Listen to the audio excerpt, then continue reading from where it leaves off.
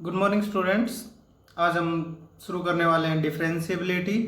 तो डिफरेंशिएबिलिटी क्या होती है, क्या काम क्या आती है, किससे रिलेटेड है, ये किससे रिलेटेड होती है, ये एक फंक्शन से। क्या होती है फंक्शन के बारे में, ये एक फंक्शन की क्या होती है, एक प्रॉपर्टी। देखो, सबसे पहले हम कहाँ से शुरू होते हैं, सेट से।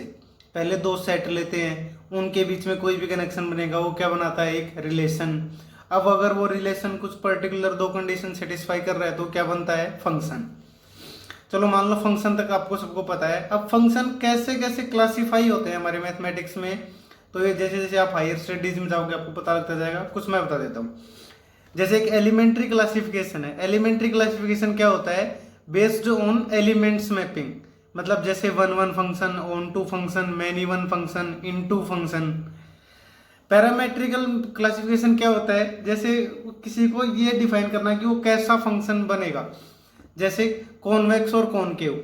मतलब कॉन्वेक्स फंक्शन क्या होता है, जैसे ये कोई फंक्शन है भाई, इसके अंदर तुम कोई भी दो पॉइंट लो, उनको मिलाओ, तो उनको मिलाने वाली अगर पूरी लाइन इसके अंदर आ रही है तो ये सर्कल जो है कैसा फंक्शन बना, कॉन्वेक्स फंक्शन।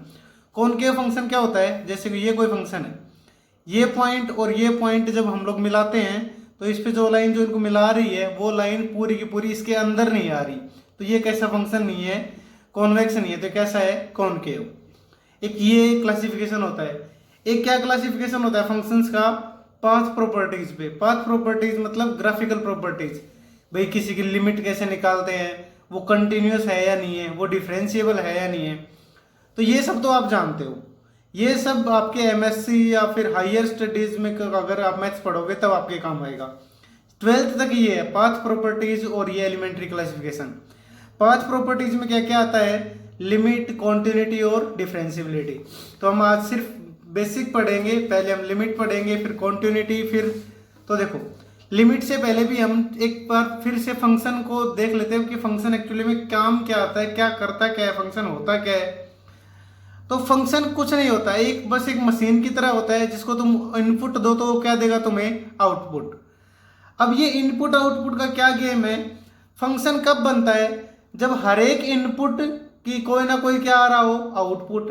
और हर एक इनपुट के कोरस्पॉन्डिंग में सिर्फ और सिर्फ कितने आउटपुट आए, एक। तो एवरी इनपुट, इनपुट में से जो इनपुट जिसमें से आ रहा है उसमें से कुछ बचना भी नहीं चाहिए। और जहां पे वो मैपिंग जा रही है वो हर एक एलिमेंट सिर्फ कितने पे मैप कर सकता है, सिर्फ और सिर्फ एक पे। ठीक है, तो ये तो क्या होता है फंक्शन। अब हम जानते हैं कि भाई उसकी लिमिट्स क्या काम आती हैं। जैसे कई बार बोलते हैं limits, limit x tends to A F of X, उसका क्या मतलब होता है। तो जैसे देखो, मान लो A N is equal to 1/n है, और एन कहाँ है, नेचुरल नंबर में। एन कहाँ है, नेचुरल नंबर में। अब अगर एन नेचुरल नंबर में से तो एन की जगह क्या पुट करोगे, पहले 1, फिर क्या पुट करना है 2, फिर 3, फिर 4, फिर 5, फिर 6, ऐसे पुट करते जाओगे। तो जैसे 1/10 आएगा, कभी कभी 1/1000 भी आएगा। तो 1000 कितना होता है, 0.001। कभी नीचे 1 लाख भी आएगा। तो ये धीरे धीरे क्या बनता जा रहा है, ये नंबर जीरो के पास। पर ये जीरो कब बनेगा, जब एन क्या हो, इन्फिनिटी। अब इन्फिनिटी तो कुछ होता नहीं है ना, क्योंकि हमें नहीं पता कि इनफाइनाइट क्या होता है। आप कुछ भी नंबर लो वो हमेशा जीरो के ज्यादा क्लोज रहेगा इन्फिनिटी से। अब चाहे कितना ही बड़ा नंबर ले लो, मैंने मान लो 20 करोड़ ले लिया, तब भी वो जीरो के ज्यादा क्लोज है किससे, इन्फिनिटी से। तो हमें नहीं पता इन्फिनिटी क्या होती है, तो हम कभी भी ये नहीं लिख सकते कि putting n is equal to infinity. तो क्या बोलते हैं, limit n tends to infinity. इसका क्या मतलब हुआ कि एन धीरे धीरे किसके पास होता जा रहा है, इन्फिनिटी की तरफ, मतलब बढ़ता जा रहा है। और उसकी वजह से जो हमारी जो ये 1/n सीक्वेंस है वो धीरे धीरे किसके पास जाती जा रही है, जीरो की तरफ। तो इसे क्या बोलते हैं, लिमिट केस या फिर लिमिटिंग केस। अब देखो, अब लिमिट अगर पता लग गई है तो उसके बाद आती है कॉन्टिन्यूटी। कॉन्टिन्यूटी क्या होती है किसी भी फंक्शन की, कि अगर उस फंक्शन का जब हम ग्राफ बना रहे होंगे तो वो ग्राफ कैसा बनना चाहिए, कनेक्टेड। कनेक्टेड मतलब जैसे ये कोई ग्राफ है, इस पॉइंट से लेके और इस पॉइंट तक ये ग्राफ बीच में कहीं टूटा हुआ नहीं होना चाहिए। तब क्या बोलेंगे, ये जो फंक्शन है वो यहां से लेके यहां तक क्या है, कॉन्टिन्यूअस। मान लो ये ग्राफ ऐसा होता, यूं होता, तो ये बीच में से टूटा हुआ है ना, तो यहां से लेके और यहां तक ये क्या नहीं है, कॉन्टिन्यूअस नहीं है। यहां से लेके और यहां तक कंटिन्यूस है ये, ऐसे ही यहां से लेके यहां तक भी क्या है, कॉन्टिन्यूस। बस ये बीच में जहां से टूटा हुआ है वहां पे क्या नहीं है, ये कॉन्टिन्यूस। तो इसको मैथमेटिकल वे में कैसे लिखते हैं, अगर थोड़ा हाई स्टैंडर्ड में पढ़ना चाहो तो ये होता है कि देखो, कोई भी फंक्शन की जर्नल वैल्यू और उस पॉइंट पे उसकी वैल्यू, दोनों के बीच का जो गैप है ना वो कम रहना चाहिए, बहुत कम। एप्सिलॉन मतलब बहुत छोटा। कब, जब उन दोनों पॉइंट के बीच में गैप क्या है, बहुत कम। कैसे समझते हैं इसको, जैसे मान लो भाई ये दो पॉइंट ले लिए मैंने, ये बिल्कुल नियर बाई दो पॉइंट ले लिए, ये एक्स और ए ले लिया। अब x के ऊपर जो वैल्यू है और a के ऊपर जो वैल्यू है उनके बीच भी गैप बहुत कम रहना चाहिए, तब तो वो फंक्शन क्या होता है, कॉन्टिन्यूअस। आपके 12th में कौन सी डेफिनेशन काम आएगी, ये वाली डेफिनेशन। ये कौन सी डेफिनेशन है, किसकी है, कॉन्टिन्यूटी की कौन सी डेफिनेशन है ये वो डेफिनेशन है जिसमें हम फंक्शन की कॉन्टिन्यूटी चेक करते हैं किसी एक पॉइंट पे, और वो कौन सा पॉइंट होगा, x = a। इसका मतलब होता है राइट हैंड लिमिट, इसका मतलब होता है लेफ्ट हैंड लिमिट, और ये होता है फंक्शन पे वैल्यू। अगर ये दोनों एग्जिस्ट करती हो और इक्वल हो तब तो बोलते हैं कि उसकी लिमिट क्या करती है, एग्जिस्ट। अगर इन दोनों में से एक भी एग्जिस्ट नहीं करती हो या दोनों एग्जिस्ट नहीं करती, तब क्या बोलते हैं, इनकी लिमिट एग्जिस्ट नहीं करती। और ये क्या होती है, फंक्शन पे वैल्यू, उस पॉइंट पे फंक्शन की वैल्यू। अगर ये तीनों इक्वल हैं तो वो फंक्शन कैसा है, कॉन्टिन्यूअस। कहां पे, ए पे। तो देखो कॉन्टिन्यूटी को ऐसे समझना है, कॉन्टिन्यूटी एक प्रॉपर्टी होती है किसी फंक्शन की। तो फंक्शन तो आपको समझ में आ गया कि फंक्शन एक मशीन की तरह होता है, बस जिसका काम इनपुट लेना है, आउटपुट देना है। अब वो इनपुट आउटपुट लेते समय क्या क्या कर रहा है, किस पॉइंट को कहां पे भेज रहा है। अगर कोई दो पॉइंट क्लोज है तो क्या वो उनको दोनों को क्लोज ही भेज रहा है, तो वो कैसा होगा, कॉन्टिन्यूअस। ये पॉइंट पे चेक करने का मतलब क्या है, जैसे मान लो कोई ये ग्राफ है, ये ए पॉइंट है, तो उसकी फंक्शन की वैल्यू यहां पे होगी। अब ए के लेफ्ट में और ए के राइट में और ए के ऊपर अगर तीनों जगह वैल्यू क्या है, सेम। सेम होने का मतलब क्या हुआ, वो फंक्शन टूट नहीं सकता ना। अब देखो लेफ्ट हैंड लिमिट और राइट हैंड लिमिट के इक्वल होने का मतलब क्या है, फंक्शन की वैल्यू जस्ट ए को, ए के इधर और ए के इधर दोनों तरफ क्या है, सेम। और एफ ऑफ ए का मतलब इस पॉइंट पे भी वो वैल्यू क्या है, सेम। मतलब ये वैल्यू इसके जस्ट लेफ्ट में और इसके जस्ट राइट में दोनों तरफ वैल्यू क्या है, सेम। तब ये तीनों सेम कब हो सकते हैं, जब ये फंक्शन टूटे ना। तो इसी बात को हम ग्राफिकली कैसे कहते हैं भाई, अगर किसी का ग्राफ तुम बिना पेन उठाए बना दो, या कनेक्टेड बना दो, या ब्रोकन नहीं होना चाहिए, और या फिर कंटिन्यूटी, ये चारों बातों का मतलब एक ही होता है। जैसे भाई एक फंक्शन है f of x = x² + 3, check at x = 0 कि भाई कोई लिमिट भी एग्जिस्ट कर, इसकी लिमिट एग्जिस्ट करती है नहीं करती है, कंटिन्यूस है या नहीं है। तो हमें कहां चेक करना है इसकी क्वांटिटी, x = 0 पे। तो देखो कैसे चेक करेंगे, 0 - f of x, limit x tends to 0 - f of x, limit x tends to 0 + f of x और f of 0। तो 0 माइनस मतलब 0 के लेफ्ट में। तो ये लिमिट कैसे निकालते हैं, मैंने पहले भी बता रखी है, आज फिर से बता देता हूं। देखो इस लिमिट को निकालने का एक तरीका होता है, जैसे ये हमने ये लिखा, limit x tends to 0 - f of x क्या था, x² + 3 equals to limit x tends to 0 plus, मतलब अभी इक्वल नहीं आई है, देखनी है निकाल के इक्वल आती है नहीं आती, x² + 3। और इसमें अगर 0 रखेंगे तो क्या आएगा, 0² + 3। ये तीनों वैल्यू अगर क्या आती हैं बराबर, तो क्या कहेंगे 0 पे कैसा है, कॉन्टिन्यूअस। इसको कैसे निकालते हैं हम, x की जगह क्या रखना है, 0 - h। 0 माइनस है तो 0 - h, यहां क्या रखेंगे, x = 0 + h। ये h कहां जाएगा, 0 पे। यहां से भी h कहां जाएगा, 0 पे। देखो x टेंड्स टू 0 माइनस मतलब क्या होता है, x किसके लेफ्ट में है, जस्ट 0 के लेफ्ट में। तो इसका मतलब क्या हुआ, 0 में से हम कोई नंबर घटा रहे हैं और वो नंबर खुद कितना है, बस 0 के करीब। तो 0 में से कुछ भी माइनस करोगे तो वो कहां जाएगा, 0 के लेफ्ट में। और 0 में कुछ भी प्लस करोगे तो वो कहां जाएगा, 0 के राइट में। तो रखो x की जगह 0 + h, तो क्या आएगा ये, लिमिट h टेंड्स टू 0 और x की जगह क्या रख दो 0 माइनस एच का होल स्क्वायर प्लस 3।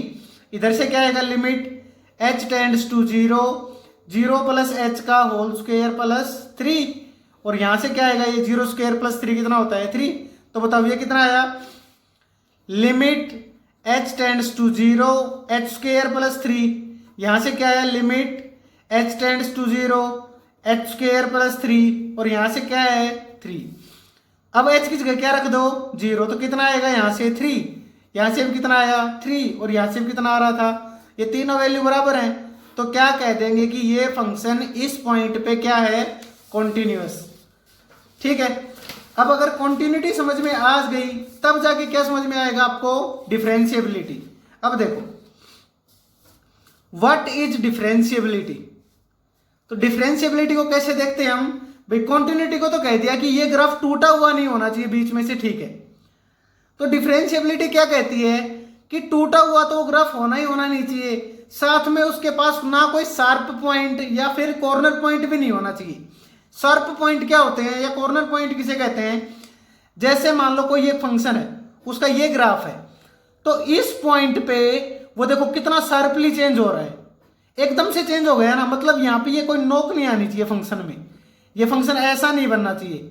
ये ऐसे तो हो सकता है स्मूथली चेंज, लेकिन कैसे नहीं हो सकता यूं।